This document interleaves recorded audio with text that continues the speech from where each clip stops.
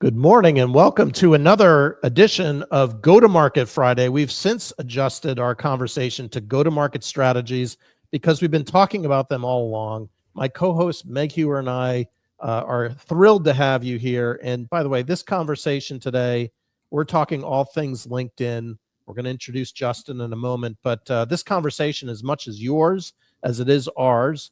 So as you're jumping online here, if you have questions, feel free to drop them in LinkedIn and we can promote them up onto the screen. So if you have specific questions for Justin or Meg or I, we could certainly address them in today's episode. And as a reminder, in the upper corner, there should be a QR code, which we'll put up in a moment. And that QR code will bring you to 380 episodes of our go-to-market strategies that we've talked about over the last 3 years. Meg and I have compiled industry thought leaders from all sides of the funnel and have really done a deep dive from a sales, marketing, and CX perspective, go to market on just about every aspect. And today is no different, where we welcome Justin Nassiri from Colorado today. He's the CEO of Executive Presence. Super excited to have Justin here. And as I was sharing in the green room, this is probably the only time an Army Berkeley guy is going to be excited to introduce a Stanford Navy guy. So we'll put that aside for a second. But Justin's done an amazing job with his LinkedIn business. Really excited to have you share some nuggets on your LinkedIn research that you recently did on the Playbook for modern CEOs. But Justin, maybe we could just kick off with a little bit of background. Like how did you get to this point and why did you focus on LinkedIn? Yeah, well, thank you for having me. As you mentioned, I run a company called Executive Presence. I started about 3.5 years ago, and the starting point was pretty simple. I'm a serial entrepreneur. I spend a lot of time on LinkedIn, and something that I started to notice was there were people who were getting an amazing amount of attention for free on LinkedIn. And as a serial entrepreneur, I know how valuable attention is. It helps with sales, it helps with fundraising, it helps with hiring, it helps with M&A, it helps with everything. But the insight that I had, or the judgment maybe, was that the people who were getting the most attention didn't necessarily have the deepest expertise.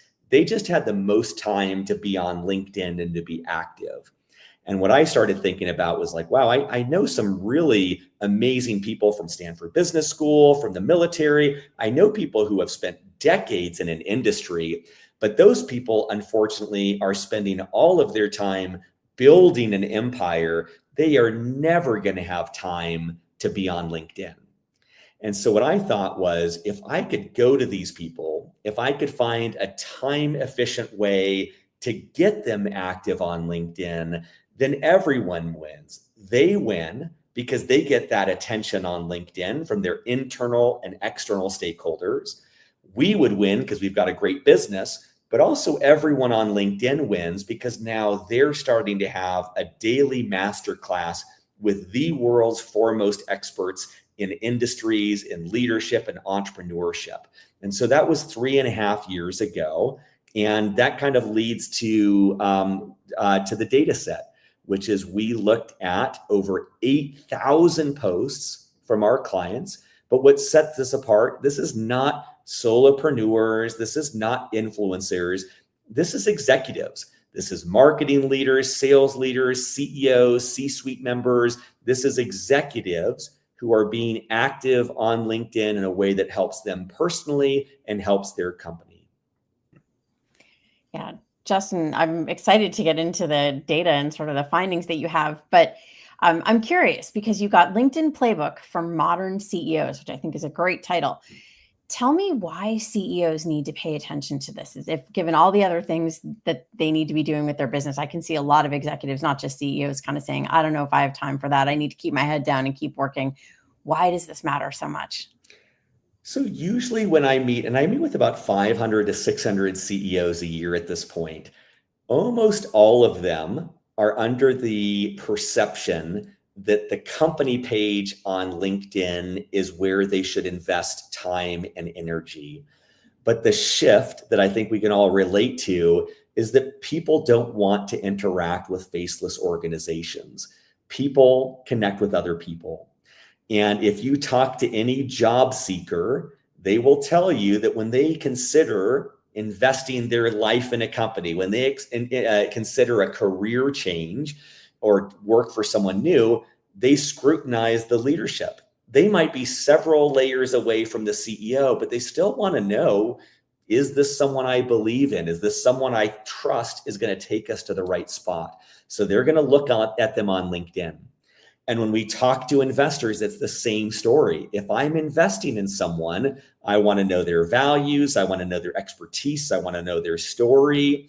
It's the same for acquirers. It's the same for partners. It's even the same for customers. I think if you look at the customer journey, we all know that customer journey has changed. People are doing so much more research that when they talk to a company, they've done a lot of their due diligence. And part of that is this person a thought leader? Do they know what they're talking about? Are they on the cutting edge?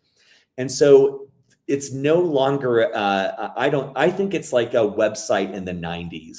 There are still a lot of CEOs who are like, that a website, I don't need that thing. It's like, no, this is a new way of doing business. This is now table stakes. And we're finding that leaders need to be visible, they need to be active, and they can no longer hide behind their company. Yeah, I think you hit the nail right on the head, Justin, about executives having to be very visible. In fact, not violating any confidences here, but we had one guest recently in the green room even mention actually a reverse of what you just said, of the CEO going to this leader, marketing leader, saying you need to be on LinkedIn more and sharing more of the story. So there's a lot of pressure, I think, on leadership overall. CEOs, heads of marketing, heads of sales, actually any employee that's looking for a job right now, to really be present. Thinking back to the playbook that you've created, and I was amazed and surprised at a couple of the findings in that, but maybe for the audience who hasn't seen it, and we'll put a link up here for those that are interested, we'll put it in LinkedIn as well. Is there a nugget or two or three that you could share there that would be worth reviewing? Yeah, one quick aside before we get into the data, I really want to drive home for anyone watching or listening. If you're going to invest in a channel, LinkedIn is the channel to invest in.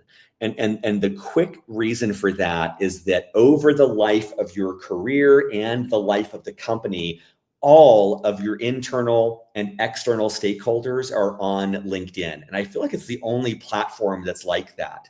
Employees and potential employees, your investors and potential investors, potential acquirers, potential customers and current customers, partners, all of them are on LinkedIn. And if you think about one channel where if you could invest in that and be able to communicate to all of these stakeholders, not to mention your professional network, where being top of mind and relevant has a financial value, LinkedIn is far and away the channel worth investing in. And the other thing to know about LinkedIn, because all of these executives that I talk with, none of them like social media. I would say that 100% of our customers have told me, I'm not on Facebook, I'm not on Instagram, I'm not on TikTok. I get it. Like, these people do not want to be on social media. The great thing about LinkedIn, I view it as bumper bowling for social media. You can be on Twitter/X and have something go viral in a negative way. It doesn't really happen on LinkedIn. The worst case scenario on LinkedIn is that you publish content that no one sees. And that's not that bad of a downside. It's not like things are going to go viral in a negative way. So I just wanted to start with a quick plug for LinkedIn. But let's get into the data, because I think there was a lot of surprising things for me from the data. And so in the report, there's 10 insights we have from the data, but I'll share just a few of those with you. And the very first one is about frequency of publishing content, because the number one thing that people will say is, I don't want to talk too much. I don't want to be one of those people who just never shuts up. One of the surprising things that we found is that the more that an executive posts, the more engagement they receive. And in the report, there's this nice up and to the right graph, which shows once a week, 2 to 3 times a week, 4 times more a week. And the engagement rate per post is steadily going up there. And the reason that I want to share that is the problem is usually not that someone is talking too much on LinkedIn. The problem is usually they're not talking enough. And so oftentimes when I meet with one of these executives, they post once or twice per year, which is better than nothing, but far from sufficient.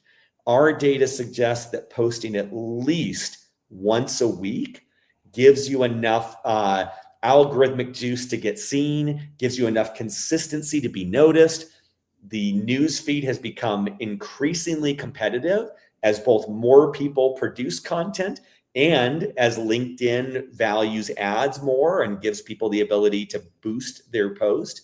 So just to cut through the noise and be noticed, you have to post about once a week. But provided that the content is good, the more you post, the more traction you'll get. And I'll share a quick anecdote on that from yesterday, but let me just take a breath there because I'm monologuing here. No, not at all. Thank you. This is great stuff. And there's a lot of cool data points in there. But I think what you're bringing up actually relates really well to the question that we got from one of our audience members saying, not naming anyone, but what about all those executives who outsource their LinkedIn presence to junior staff? I would think that for some executives, attempting to post once 4 times a week might seem insurmountable given the other things on their plate, or like not the best use of their time. At the same time, there's a lot of upside. How do you work with executives on that, and any guidance in terms of that instinct to outsource to junior staff? I think it's fine to outsource the writing. It's not, and the publishing and all of that. I don't think it's a good idea to outsource the insights. And I say that to specific people listening, like if you are an expert, you can't really outsource that. And I see people trying to get others to write articles and to write things. It's like, I think you've got it wrong there. Like if you are at the forefront of an industry, of a role, of anything, by definition, no one's going to be able to create that content for you. And so the process that we use, and you can approximate this process internally as well, but the process that we use is expert-led interviews. So we bring, from our team, we use ex-consultants from McKinsey, Bain, BCG, Accenture. They meet with the CEO, they meet with the executive, and they ask questions to pull out insights. And what that does when you do it in a format like this, where you're recording it, we can record it, we can get their insights in their words, in their phrasing, with their stories. We can capture that authenticity. And then our job, or the job of our full-time writers, is to take that and turn it into the format that will work well on LinkedIn. And there's specific copywriting rules for LinkedIn, and we can go into that. But that's what I would recommend for people. I don't have any problem outsourcing the support of this, but what you really need to hold precious and sacred is the insights and the authenticity. And I would suggest that an interview format is the most efficient way to do that. Yeah, that makes total sense. Getting the insights and kind of reflecting back and having your writers create that. It does introduce a question around AI for me of, okay, where does AI in that flow pattern fit, or does it fit? Like I'm now going on my LinkedIn posts, and I'm super early on. This is like my second post I've done this, where I've said this post was 100% written by me. I don't know if that's going to matter or not, but do you have a perspective of like, where does AI filter in the process, or does it? I have a section at the very end of the report that speaks to AI. And I'll just tell you that my personal philosophy on AI is that it's all about the 10 to 15% improvements in terms of productivity and quality. It's the 10 to 15, it's not the 100. Where I see people go wrong with AI is jumping to the 100%. Oh, I'm going to just have AI write this post. I'll give you an example of how we are experimenting with AI. The first line of a LinkedIn post, we call the hook. And it's really important to stop people from scrolling and getting them to click on see more, which will give you a huge algorithmic boost. Now, what our team of full-time writers will do is they might come up with a hook, but they might then use AI to say, look, give me a dozen alternatives here. Okay, I like this one, do more like this. And they can use it to maybe improve that one piece. But I'll tell you, like my writers, they're full-time. Many of them have master's degrees. They're all based in the US. The amount of work it takes us when we work with a new client to get to the point, and we have a Slack channel for this, to get to the point where we post something in Slack where the person's like, oh my God, you nailed it. That's so me. That takes so much time for a human being to get to that point. The thought that you would just throw it into AI and get to that point is a misunderstanding of what AI can do, and also a misunderstanding of how difficult it is to express someone in the way that they want to be expressed. And so the shorthand for me is look for those 15% efficiency gains, but it's sloppy to just expect it's going to get to 100%. Well, and that maybe brings us to another point, which is you probably want that productivity boost because according to your data, longer posts perform better. Can you say more about that? Because I think it's a bit counterintuitive for some. Yeah, it is. And I would highlight this by saying, take the amount of space on LinkedIn and maybe in life to say the point. There are some points that can be made very succinctly, and there are some points that need more room to breathe. And so I'm not suggesting that you take a tiny idea and you inflate it with unnecessary fluff to make it long because long posts do well. Our data does show that the longer posts perform well. And the qualitative aspect that I would add in here is that to me is they're telling a story or they're building out with specific anecdotes, a reason, they're kind of supporting an argument. It's well-written content that benefits from going deeper. But that was just like most people feel like I don't want to talk too much. Most people think I don't want to take up too much space. And the data would suggest that frequency and length both kind of perform better. One quick anecdote. I met actually literally yesterday with a venture capitalist in his portfolio of companies. And we were talking about this whole concept of frequency. And it was a small, intimate group where people could kind of really engage. And a few people literally said, hey, you know what? I have muted someone because they talk too much. 2 different people said that. And I said, this is great. This is great. Let me ask you this. Those people that you muted, are you their target audience? Are you a target customer of theirs? Are you a target employee? Are you a target investor? No. Like it's a friend, but I have nothing to do with them. Great. Like that's their content's probably doing the trick. Like it's the dog whistle, right? They're speaking to a very specific audience and you're not that audience. So if I'm that person, I'm not terribly deflated if you're not following me because you're not the audience. If my specific audience is CEOs with 51 to 500 employees, I'm going to speak and I'm going to add value. And we can talk about this in a second because it is all about educating. But I'm going to approach LinkedIn with a generous and educational mindset for my very specific niche audience. And I'm going to show up every day with the intention of adding value, teaching, educating, helping them.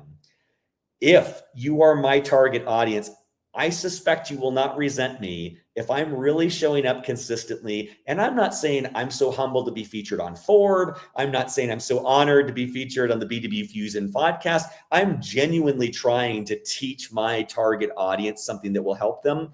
It's hard to resent someone from that. It's hard to tune them out. And I suspect if you get tuned out, it's not someone you're going after in the first place. That's a great point about the frequency and kind of tuning into the target market. And I guess on the flip side, it reminded me of something else that you had mentioned in the report where the benefit of the frequency which a lot of people don't have time to do, right? Like they're saying, hey, we don't have time, which is kind of why your company exists. We don't have the time to do the frequency. And so you almost get punished for that, per what you said earlier, because you get rewarded. The more you post, the more likely it is to see that those posts will be kind of out there. But I think a hesitation when I talk with people, because I post a fair amount to LinkedIn, is that and I do this myself, I wring my hands like, hey, should I be posting this? Yeah, how's it going to be received? And you hesitate.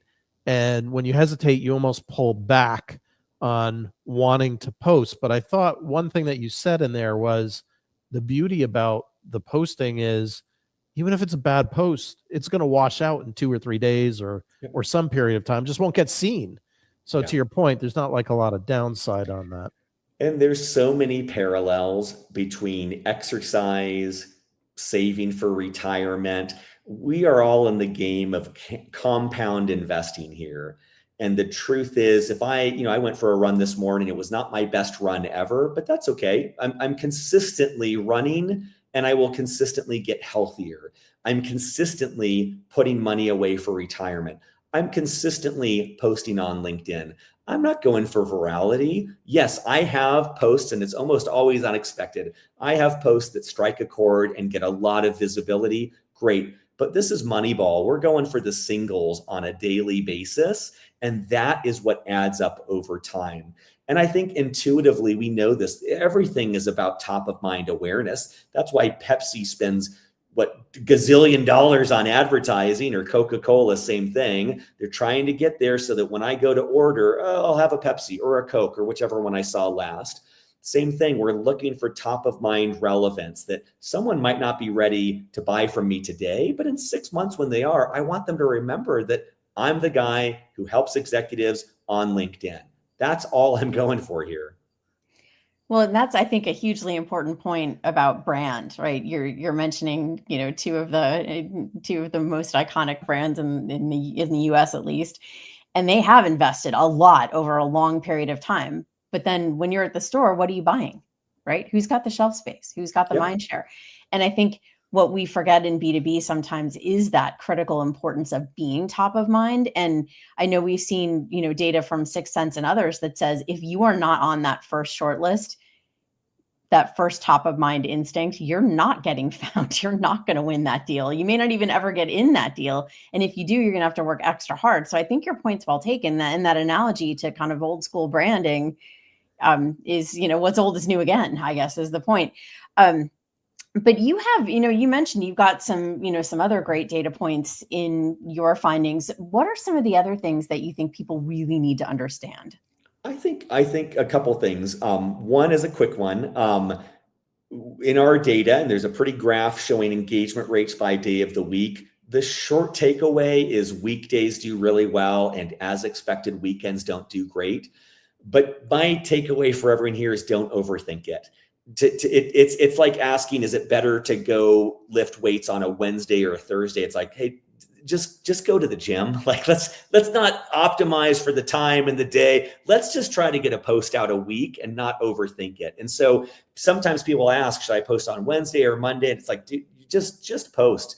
Pick 7 a.m., pick your day and post consistently there. And so that the day of the week, yes, the data points are slightly different. It doesn't matter in the grand scheme of things. But then a second one I wanted to talk about is we looked at engagement rates based on the format of the post. And one insight there is that carousels, which are those slideshows, dropped for the first time. That used to be a really powerful format, and it doesn't seem like it's quite as effective as anymore. But the insight that we saw is that video was the most engaging, but a very close second was text with an image. And then after that, text. And my takeaway is that video for most people is difficult, and video for most people takes time. And so if you're one of those people, don't worry about video. Write a post, and if it makes sense and you've got a photo from your camera that you took, not a stock image, if you've got a relevant and original image, add it to that text post, because it's going to do just as well as a video. And I say that because we get a lot of questions about video, and we can go deep down that rabbit hole. But for me right now on LinkedIn, unless you're someone like John and Meg, where you've got a content machine where you can efficiently turn out video, I wouldn't really worry about it because it takes time, energy. Most people I talk with feel uncomfortable with video, and there's already so many reasons to not be active on LinkedIn. I don't want to add video on top of that. So just know that text works great. If you can add an image, even better, and that will do just as well as that video post that you don't want to do anyways. I think that's excellent advice, especially with the text and image. I've found exactly what you just shared there. The text and image is the easiest thing to do. And video, typically under 90 seconds on LinkedIn, does really, really well. Long form does get some value too. A different type of person, like the people that are tuning in today, which we're grateful for. But just noticing, we're coming up against time here, Justin. We want to be sensitive to your time. I want to thank you. But before we close out, is there any closing words on your part, or anything that we missed here on LinkedIn? I know we dropped the comment of the report. Anything else in terms of how to get in touch with you if people have further questions? So my company's executive presence. We're at executivepresence.io. You can find me, Justin Nassiri, on LinkedIn. The biggest thing, I want to pretend that we just spent the last 30 minutes talking about diet and exercise, and I wouldn't want people to walk away and say, until I do it perfectly, I'm not going to do anything. So in that report, we're given a ton of insights and a ton of best practices. Do not let that get in the way of starting. Like, the best time to start posting on LinkedIn was yesterday. And so I hope we're equipping you with a lot of anecdotes and information, but the most important thing is to be consistent. So if you walk away from this and you're bought in that LinkedIn matters, I would much rather you post once a month for the next 12 months than get really excited and post the next 12 days and then stop. So just be realistic with yourself. What do you have the time to commit to? Is it every other week? Is it once a month? Is it once a year? Hopefully you can get closer to that once a week, but figure out what's realistic for you and do that consistently. And there are companies like us to help if you need that support. But the biggest thing is to get started as soon as possible. There are so many people, it may not feel like it, no matter who you are, there are so many people who would benefit from your advice on LinkedIn. Take that approach of education and generosity, and I promise you it will come back to you tenfold. Awesome. Great. Well, thank you, Justin, for joining us. This has been an insightful conversation. The link for the report, as a reminder, is in the LinkedIn post. I would check it out. And Meg, next week, we've got Bob Parker, who's a board member and CFO, to share kind of a CFO's perspective on go-to-market. He's been a former CFO of SentinelOne. We've had their CMO as a guest on our show before, Brian Law, who's was the former CMO of ZoomInfo. Now he's over at SentinelOne. But should be an interesting conversation to talk all things financial with Bob next week. So with that, Meg, anything else closing out? Just a big thank you to Justin. And I really encourage people to check out this report. It's super helpful. And Justin, thank you for going to the trouble of creating it and sharing it with us. Thank you both.